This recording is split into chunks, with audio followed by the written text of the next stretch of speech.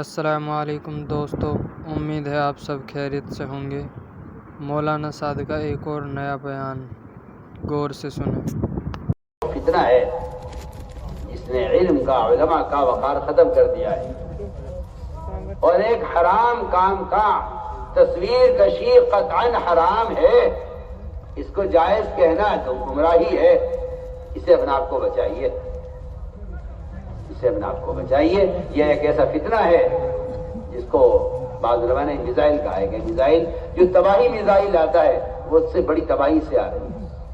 وہ کہتے ہیں موبائل یہ میزائل ہے۔ اس لیے میں تاکید سے کہہ رہا ہوں کہ ہمارے ماحول میں کسی کو گنجائش نہیں، یا شریعت میں گنجائش نہیں۔ ہمارا ماحول کیا ہوتا ہے؟ شریعت نے انکار کر دیا، فرمایا ہر مصور جہنم میں جائے گا۔ آپ کو معلوم ہونا چاہیے، جن لوگوں کو اللہ والوں کی تصویر لینے کا شوق ہے، جن لوگوں کو اللہ والوں کی تصویریں لینے کا شوق ہے، ان کو یہ بات معلوم ہونی چاہیے کہ اللہ والوں کی تصویروں سے ہی دنیا میں بت پرستی شروع ہوئی ہے۔ جی ہاں، معلوم ہونا چاہیے سب کو۔ تصویروں کی دنیا میں ابتدا کہاں سے ہوئی ہے؟ بتوں کی پوجا کہاں سے شروع ہوئی؟ بتوں کی پوجا کہاں سے شروع ہوئی؟ معلوم ہونا چاہیے نا۔ اتنے دنیا کے اندر بت پوجے جاتے ہیں، کروڑوں کی تعداد میں، کہاں سے آئے گی؟ کہاں سے شروع ہے؟ یہ دیکھو عجیب حالت ہے، جہاں آواز سنتے ہو ادھر ہو جاتے ہو۔ میں کچھ کہہ رہا ہوں، ادھر دیکھو نا میری طرف۔ یہ تو شیطان ہے جو چیخ رہا ہے، تم بھی شیطان بن جاؤ اس کے پیچھے۔ بت پرستی کہاں سے شروع ہوئی؟ یہ معلوم ہونا چاہیے۔ بت پرستی شروع ہوئی ہے اللہ والوں کی تصویروں سے۔ نوح علیہ السلام کی قوم میں 5 جنے بزرگ تھے۔ شیطان نے مشورہ دیا آج کل کے شیطانوں کی طرح کہ ان کی تصویر بناؤ بزرگوں کی۔ شیطان نے آج کل کے شیطانوں کی طرح مشورہ دیا نوح علیہ السلام کی قوم کو کہ اپنے بزرگوں کی تصویر بناؤ، ان کی یادگار رہے گی۔ ان کی تصویریں بنی۔ اب تصویر بنانے کا طریقہ بدل جائے تو بدل کر رہے گا، کیا بات ہے؟ آج کہ یہ حلال ہے، وہ حرام ہے، یہ جائز ہے، وہ ناجائز ہے، کیا؟ انہوں نے تصویریں بنائی بزرگوں کی شیطان کے کہنے سے، پھر ان تصویروں کے مجسمے بنے۔ ان کی تعظیم بڑھتی گئی کہ یہ تصویر تو پھٹ جائے گی، کچھ دن میں جو ہے ہلکی پڑ جائے گی یا ضائع ہو جائے گی، ان کے مجسمے بنا دو تاکہ یہ باقی رہے۔ یہاں سے دنیا میں بت پرستی شروع ہوئی ہے۔ میں تو آج بھی کہتا ہوں کہ اگر ان تصویروں سے بت بن سکتے ہیں تو ان تصویروں میں کیا بتوں کی بو نہیں ہوگی؟ کیا ان بتوں کی ضرورت نہیں ہوگی؟ جو تصویر بت کی شکل اختیار کر سکتی ہے، کیا آج ان تصویروں کے اندر بتوں والی ضرورتیں نہیں ہوں گی؟ بس کسی کا احساس مردہ ہو گیا ہو اور کسی کا ایمانی بیچارے کا کھوکھلا ہو کہ کوئی حرج نہیں ہے تو وہ جانے۔ ورنہ میں نے آپ سے عرض کر دیا کہ دنیا میں بت پرستی کی ابتدا اللہ والوں کی تصویروں سے ہوئی ہے۔ کیوں؟ عجیب بات ہے۔ علماء نے لکھا ہے کہ تصویر بنانا، چاہے موبائل سے بنائے، تصویر بنانا اللہ تعالی کی، اللہ اکبر، اللہ تعالی کی صفت میں، اس کی صفت تخلیق ہے، اس کی نقالی کرنا ہے کہ میں بھی اللہ ہوں۔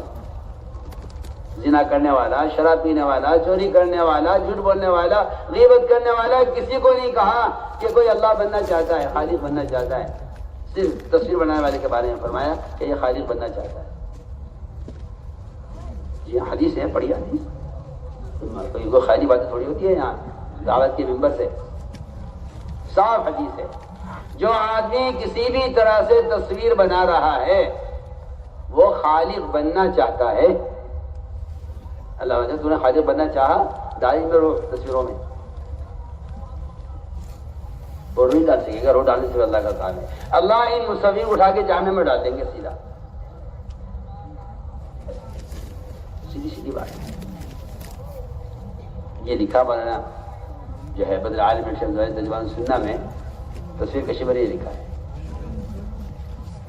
اور روایت نقل کی ہے کہ مصور اللہ بننا چاہتا ہے کسی شراب پینے پر، زنا کرنے پر، جھوٹ بولنے پر، غیبت کرنے پر، کسی کبیرہ گناہ پر وہ عذاب نہیں ہے جو عذاب تصویر لینے پر ہے۔ جی ہاں، پڑھیے آپ حدیث، اشد الناس عذابا کا ہے، اشد الناس۔ ابن عباس کے پاس ایک آدمی آیا، آ کر کہنے لگا کہ جی میں آپ سے ایک مسئلہ معلوم کرنے آیا ہوں۔ وہ زمانہ جاہلیت کا زمانہ، کفر کا، وہ بیچارہ کبھی زمانے جاہلیت میں اس کا کام ہوگا تصویر بنانا، تصویر بنایا کرتا تھا۔ اس نے آ کر مسئلہ معلوم کیا ابن عباس رضی اللہ عنہ سے کہ جی میں اسلام لے آیا ہوں، مگر میرا جو طریقہ ہے، میرا جو پیشہ ہے، میری جو آمدنی کا ذریعہ ہے، وہ تصویریں بنا بنا کے بیچتا ہوں، اس کے مجھے پیسے ملتے ہیں۔ یہ اس نے کہا کہ جی میرا تو کام ہی کچھ نہیں، اس کے علاوہ میں کیا کروں، میرا دھندا یہی ہے، میرا پیشہ یہی ہے، مجھے اس کے علاوہ کچھ کرنا بھی نہیں آتا۔ ابھی بچوں کو پالنے کے لیے میرا کام یہ ہے کہ میں تصویر بناتا ہوں، ان تصویروں کو بیچ کر جو پیسے آتے ہیں اس سے میں اپنی گزر بسر کرتا ہوں۔ کیونکہ یہ بات بالکل طے شدہ بات ہے کہ تصویر کا بیچنا بھی حرام ہے، اس کا خریدنا بھی حرام ہے، اس کی آمدنی بھی حرام ہے۔ سن رہے کان کھول کے بھی کیا بول رہا؟ تصویر خریدنا، بیچنا اور اس کی آمدنی سب حرام ہے۔ جس طرح شراب کا بیچنا بھی حرام، خریدنا بھی حرام، پینا بھی حرام۔ جو پیسے اس کی بیچ کر پیسے آئے ہیں وہ بھی حرام ہے۔ اس نے کہا ابن عباس رضی اللہ عنہ سے کہ جی میں کیا کروں، میرا تو پیشہ یہی ہے، میں کیا کروں۔ انہوں نے یہ نہیں کہا بھائی مجبوری ہے، حالات ہے، آج کل کی زمانہ بدل رہا ہے اور مجبوری ہے، آؤ بھائی بیٹھ کے سوچ لو، بھائی پریشانی آ رہی ہے مسلمانوں پر، آ جاؤ بیٹھ کے ذرا غور کر لیا جائے اور بیٹھ کر سوچ لیا جائے، چلو فلاں کے مذہب پہ عمل کر لیا جائے، فلاں کے مذہب پہ مسئلہ بتا دیا جائے۔ یہ وہاں پہ یہ کچھ نہیں ہوتا تھا، وہاں یہ تو زمانے میں ہوتا تھا۔ مجبوریوں کا دین کیا، کافروں کے تابع کر دو دین کو اور کہتے رہو ہاں ہم دیندار ہیں۔ جنگل کی حاجت ہو رہی ہے نا، انہوں نے یہ نہیں کہا مجبوری ہے۔ ابن عباس نے بتایا کہ تصویر کی آمدنی حرام ہے۔ کیا کہا اس نے؟ تصویر لینا تمہارا، بنانا تصویر حرام ہے۔ وہ تو سنتے ہی اس کی تو دل کو اٹیک ہو گیا اس کے، اور وہ لمبے لمبے سانس لینے لگا، جو روایت ہے میں آپ کو نقل کر رہا ہوں۔ اور اس سے تو پریشان، اور اس پہ اتنا بوجھ پڑا کہ وہ لمبے لمبے سانس لینے لگا۔ وہ کہ جی میں تو ہلاک ہو گیا، میں کیا کروں، کوئی گنجائش ہے؟ کہ نہیں، کوئی گنجائش نہیں ہے۔ آپ کا عمل بھی حرام ہے، آپ کی آمدنی بھی حرام ہے، آپ کا تصویر بنانا بھی حرام، بیچنا بھی حرام، خریدنا بھی حرام۔ سنیں موبائل والے، سنیں میں کیا بول رہا ہوں۔